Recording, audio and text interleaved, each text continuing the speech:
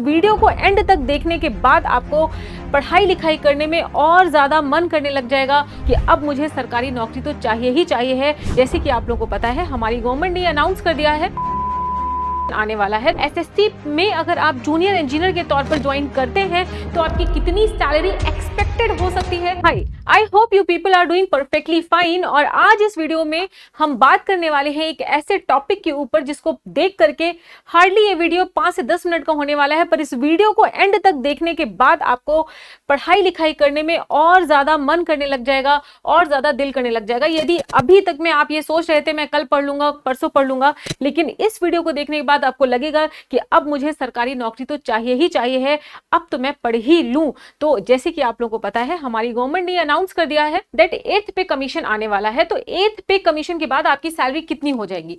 आज इस वीडियो में मैं 2 पॉइंट्स को डिस्कस करूंगी कि 8th पे कमीशन कब तक लागू होगा, एंड दूसरा पॉइंट 8th पे कमीशन में एसएससी में अगर आप जूनियर इंजीनियर के तौर पर ज्वाइन करते हैं तो आपकी कितनी सैलरी एक्सपेक्टेड हो सकती है, एंड यदि आप रेलवेज में भी जूनियर इंजीनियर के तौर पर ज्वाइन करते हैं तो एक्सपेक्टेड आपकी सैलरी कितनी हो सकती है। वैसे मैं आपको बता दूं, यहां पर सैलरी का एक अनुमान ही लगाया जाएगा क्योंकि एग्जैक्ट डेटा अभी अवेलेबल नहीं है, पर जैसे कि रिपोर्ट्स कह रही हैं डिफरेंट ऑर्गेनाइजेशंस में, आप देखोगे इन्होंने फिटमेंट फैक्टर जैसा जो सिस्टम निकाला है उसके हिसाब से कितना फिटमेंट फैक्टर होगा, आपका एचआरए क्या होगा, डियरेंस अलाउंस क्या होगा, उसके हिसाब से हम प्रोजेक्ट करेंगे कि आपकी सैलरी क्या हो सकती है। एक मिनिमम सैलरी तो प्रोजेक्ट करेंगे ही करेंगे, एंड आज इस वीडियो में जो मैं सैलरी प्रोजेक्ट करूंगी इससे ज्यादा ही सैलरी आपकी बनेगी। तो आओ चलो सबसे पहले हम आरआरबी जेईई के बारे में देख लेते हैं। देखो ये जो स्क्रीनशॉट है ये आपको इंजीनियर्स वाला जो वेबसाइट है, फिजिक्स वाला जो वेबसाइट है उसमें इंजीनियर्स वाला सेक्शन में आपको ये पिक्चर मिल जाएगी। ये पुराना है, ये करंट नहीं है, मैं अभी आपको बता दूं। फिलहाल जो सैलरी चल रही है वो 7th पे कमीशन के हिसाब से चल रही है। जब आप रिक्रूट होंगे एज अ जूनियर इंजीनियर तो आप लेवल 6 में आपको लेवल 6 के अकॉर्डिंग सैलरी बनेगी, जिसका बेसिक पे फिलहाल है 35,400। डियरेंस अलाउंस देखो यहाँ पे 17% है। ये प्रेजेंट सैलरी में, ये पुरानी वाली सैलरी है। प्रेजेंट जो आपका डियरेंस अलाउंस है लगभग 45 से 50% चल रहा है, क्योंकि आपको पता है डियरेंस अलाउंस महंगाई के हिसाब से बढ़ती जाती है धीरे धीरे, हर 6 महीने में, साल भर में ये इसका इंप्रूवमेंट होता जाता है। हाउस रेंट अलाउंस यहाँ पे 24% लिखा है। प्रेजेंटली हाउस रेंट अलाउंस भी आपका एक्स सिटी में 30% चल रहा है, वाई सिटी में आपका 20% चल रहा है और जेड सिटी में आपका 10% चल रहा है। ऑन एन एवरेज यहाँ पे लिखा हुआ है। ट्रांसपोर्ट अलाउंस देख सकते हैं। तो प्रेजेंटली जो ये 4 से 5 साल पहले जो आपकी सैलरी थी वो 54,126, पर फिलहाल अगर करंट सैलरी भी आप देखेंगे 7th पे कमीशन के हिसाब से तो डियरेंस अलाउंस लगभग 45 से 50% चल रहा है। ठीक है, यहां पर मैंने क्या किया है, सबसे पहले मैं आपको बता दूं, फिटमेंट फैक्टर एक फैक्टर है जो कि पे कमीशन लेकर के आता है, जिसके हिसाब से आपके बेसिक पे को मल्टीप्लाई किया जाता है। फिलहाल आपकी जो बेसिक पे है 7th पे कमीशन के हिसाब से 35,400 है। फिटमेंट फैक्टर 1.92 या 2.08 या 2.86 हो सकता है। लेट मी टेल यू, अभी गवर्नमेंट ने कोई भी डेटा नहीं दिया है फिटमेंट फैक्टर का, बट बहुत सारी एजेंसीज हैं जो इन डेटा को प्रेडिक्ट कर रही है, प्रोजेक्ट कर रही हो। Again point to be noted here is that 6th पे कमीशन से जब हम 7th पे कमीशन में आए थे तब जो फिटमेंट फैक्टर था वो 2.86 का था, जो कि मैक्सिमम है। तो हमने मिनिमम भी अगर हम ले लेते हैं 1.92 का तो कितनी सैलरी बनेगी। फिटमेंट फैक्टर अगर 1.92 की है तो 35,400 में अगर आप इसको मल्टीप्लाई करते हैं तो आपकी जो न्यू बेसिक पे है वो 67,968। अब इसके ऊपर आपका एचआरए लगेगा, है ना। एचआरए हमेशा बेसिक पे लगता है।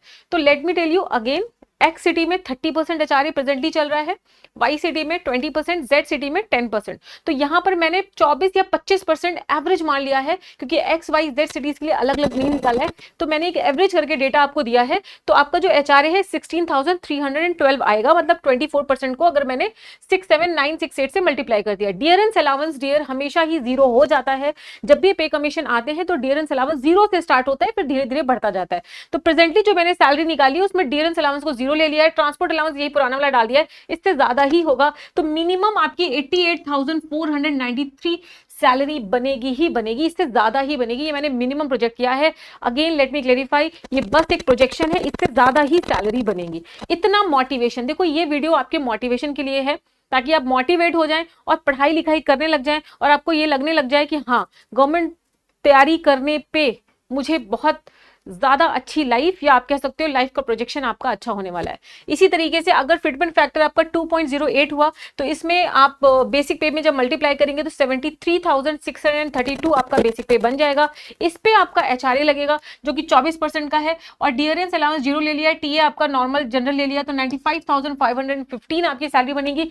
एंड लकली यदि फिटमेंट फैक्टर आपका 2.86 का आता है तो बेस पे ही आपका 101,244 हो जाएगा। इसमें 24% का मैंने एचआरए ऑन एन एवरेज मिलाया है, ऐड किया है, डियरेंस अलाउंस जीरो ले लिया है और टीए आपका भी एक एवरेज ले लिया है, तो 1,29,754 लगभग आपकी सैलरी बनेगी। ये आप देख सकते हैं, ये प्रोजेक्शन है।